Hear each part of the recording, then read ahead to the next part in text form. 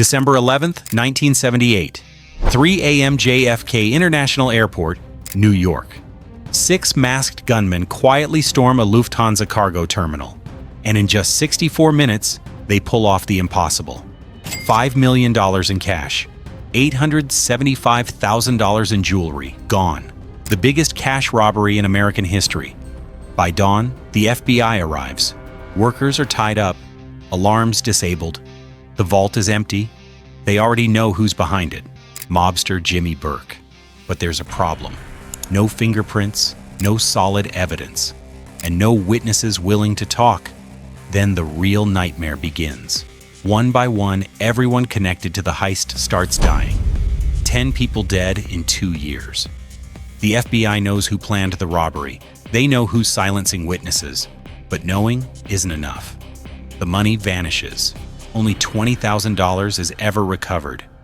Most thieves walk free. So how did 6 men rob JFK Airport and disappear with millions? Why couldn't the FBI stop the murders, even when they knew exactly who was ordering them? Hit subscribe, because this story exposed the FBI's biggest weakness. Catching criminals wasn't the problem. Keeping them alive was. Every perfect heist starts with one thing: an insider. Louis Werner works at the Lufthansa cargo terminal. He knows exactly when cash shipments arrive from West Germany. American military personnel stationed overseas get paid in US dollars, and those dollars flow back through JFK. Louis has a gambling problem. He owes dangerous people money he can't pay. So instead of cash, he offers something more valuable: information. He gives it to his bookmaker, Marty Krugman. Marty takes it straight to Jimmy Burke. Jimmy listens, and he realizes this could be the biggest score of his life. Jimmy the Gent Burke runs with the Lucchese crime family, hijackings, loan sharking. He operates out of Robert's Lounge in Queens. They call him the Gent because he dresses sharp and speaks polite. But make no mistake, Jimmy Burke is one of the most dangerous men in New York. When Louis' information reaches him, Jimmy starts planning immediately. He sends his people to study the terminal.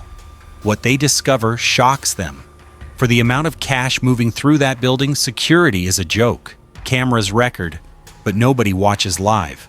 Alarms exist, but insiders know the codes. Overnight, only a handful of guards protect millions of dollars. The employees with vault access, they follow predictable routines. To Jimmy Burke, this isn't security. It's an open invitation. Jimmy handpicks 6 men. Each one has a specific job. One mistake from anyone, and the whole operation collapses. One man is pure violence, ready to kill without hesitation if things go wrong. Another specializes in alarms and security systems. One is trusted to destroy evidence. His only job is disposing the getaway van. 2 others are calm, armed professionals, trained to control hostages without causing panic. Every role is precise. Every man knows exactly what he's supposed to do. The plan is simple. Hit the terminal in the early morning when only a skeleton crew is working. Use Louis' information to bypass security. Surprise the workers, control them. Force supervisors to open the vault. Load everything. Escape before sunrise. Jimmy emphasizes one rule above all others: no unnecessary violence. The cleaner the job, the less heat from law enforcement. December 11th, 1978, around 3 a.m., an unmarked van pulls up to the Lufthansa cargo terminal at JFK. 6 men exit, ski masks, dark clothing, handguns, tools for locks and alarms. The terminal is quiet. A handful of overnight workers process paperwork, monitor cargo, nothing unusual. The crew enters through a side door. Louis had identified it as typically unlocked for employee access. Within seconds, they locate the security guard and neutralize him before he can react or trigger any alarm. Now they move fast. Within minutes, they've rounded up every worker in the building. About half a dozen terrified employees staring at masked gunmen with weapons. No excessive threats, no unnecessary violence. Just cold, professional control. They bind the workers' hands with rope, tape their mouths. Then they force one supervisor at gunpoint to take them to the vault. The supervisor's hands are shaking as he enters the combination. The heavy vault door swings open. What they find inside takes their breath away. Lewis had estimated around $2 million based on typical shipments. But this shipment is enormous. One of the largest ever processed through the terminal. Inside the vault, $5 million in cash, neatly stacked bundles, plus $875,000 in jewelry and negotiable securities. It's more than double what they expected. The crew immediately starts loading everything into large duffel bags. Bag after bag, they work quickly, methodically, knowing every minute increases risk. The bound employees watch helplessly as millions disappear. 64 minutes, that's all it takes. Before leaving, they ensure all employees are securely tied but uninjured.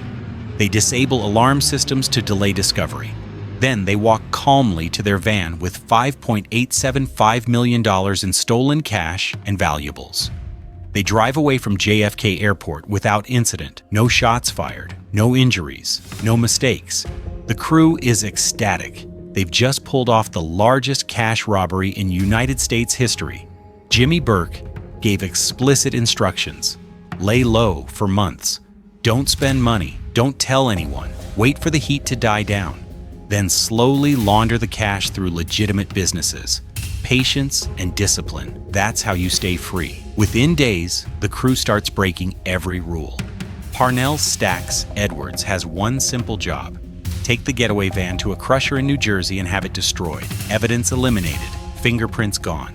Instead, Stacks gets high, forgets about the van, parks it on a random street in Brooklyn, and walks away like it's someone else's problem. Police find it within 48 hours. Forensic technicians recover fingerprints, hair samples, fibers from clothing, and other trace evidence that gives the FBI their first solid leads. But it gets worse. Joe Manry's wife starts a shopping spree, expensive fur coats, designer jewelry, a brand new Cadillac sitting in the driveway. She's basically announcing to all of Queens that her husband suddenly struck gold.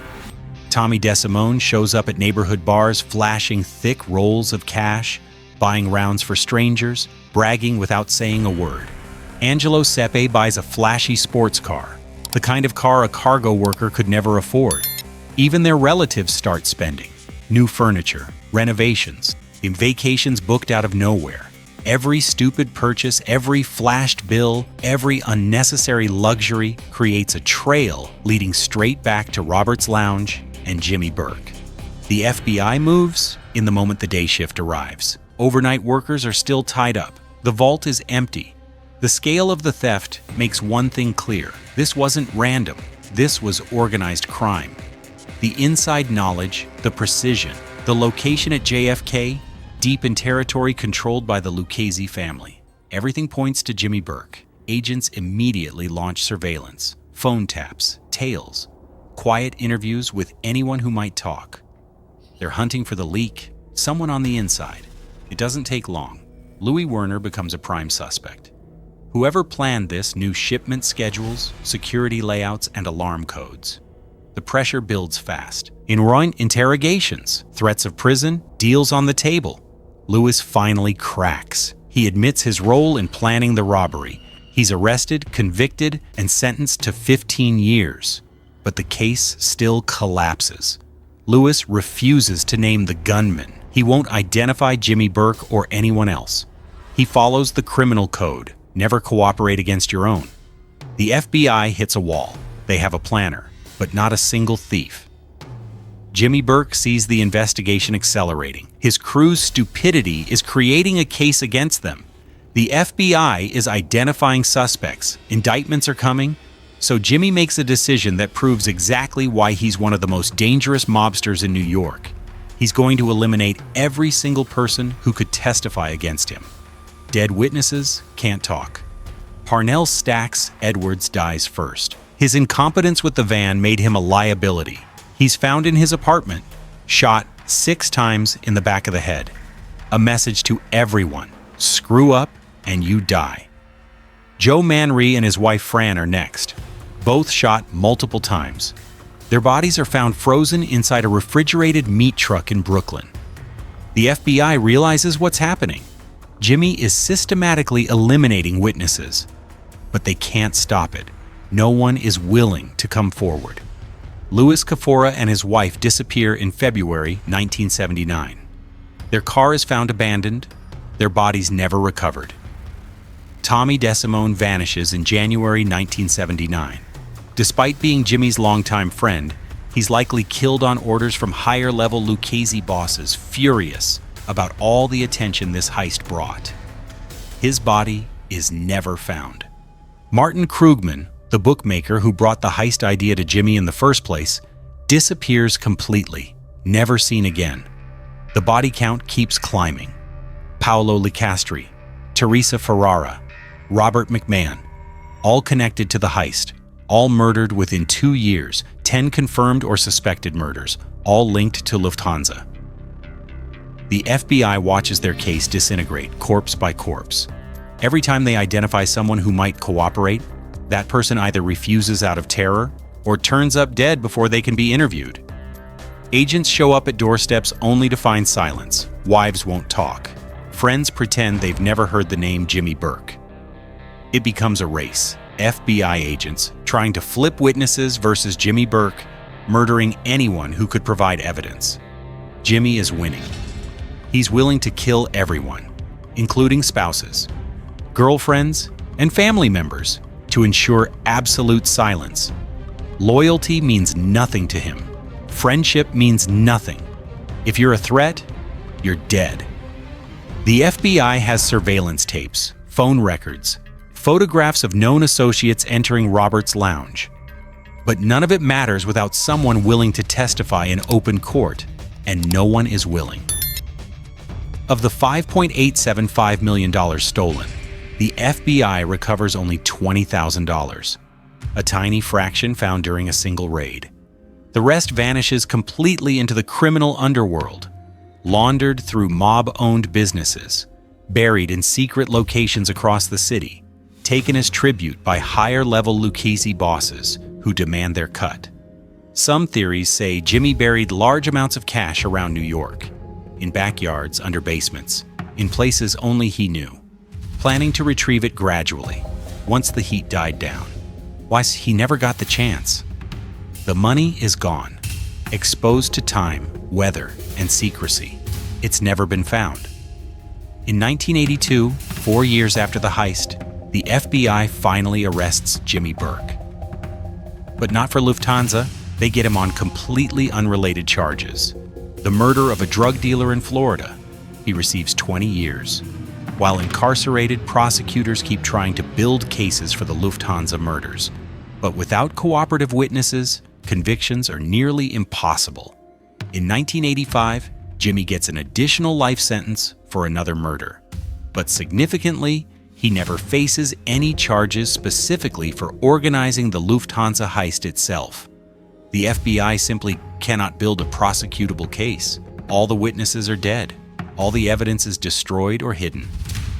The Lufthansa investigation becomes a case study taught at the FBI Academy. The FBI agents can identify suspects relatively quickly through surveillance, wiretaps, informants, and detective work. But the American justice system requires proof beyond reasonable doubt, witnesses who can testify and physical evidence presented in court. When criminal organizations systematically eliminate both, prosecution becomes nearly impossible. After Lufthansa, the FBI dramatically expands the witness security program. More resources to relocate and protect cooperating witnesses and their families. They develop new protocols, videotape depositions, and sworn statements that can be used even if a witness dies or disappears. They create specialized task forces for investigating witness intimidation and murder as separate crimes. Jimmy Burke dies at Wendy Correctional Facility on April 13, 1996. He spent his final 14 years in prison. He never revealed where any of the money went, never provided details about any murder, never cooperated in any way. He maintained complete silence until his last breath. Most of the $5.875 million remains missing. Most of the murders remain officially unsolved, though everyone in law enforcement knows Jimmy ordered them. In 2013, authorities make new arrests. 78-year-old mobster Vincent Asaro gets charged with participating in the robbery based on testimony from witnesses who finally broke their silence after decades. Even then, with cooperating witnesses, Asaro is acquitted in 2015. 37 years after the crime, securing convictions remains incredibly difficult without solid physical evidence. The same weakness exposed in 1978. The Lufthansa heist succeeded because Jimmy Burke understood something fundamental. The FBI's power comes from the legal system. The legal system requires witnesses and evidence. By systematically murdering everyone connected to the crime, Jimmy destroyed the FBI's ability to prosecute, despite investigators knowing exactly what happened. 6 masked men took 64 minutes to steal millions and expose an uncomfortable truth. Knowing who committed a crime means absolutely nothing if you cannot prove it in court. That's the FBI's biggest weakness, and Lufthansa exposed it completely. Subscribe for more true crime stories that changed law enforcement forever.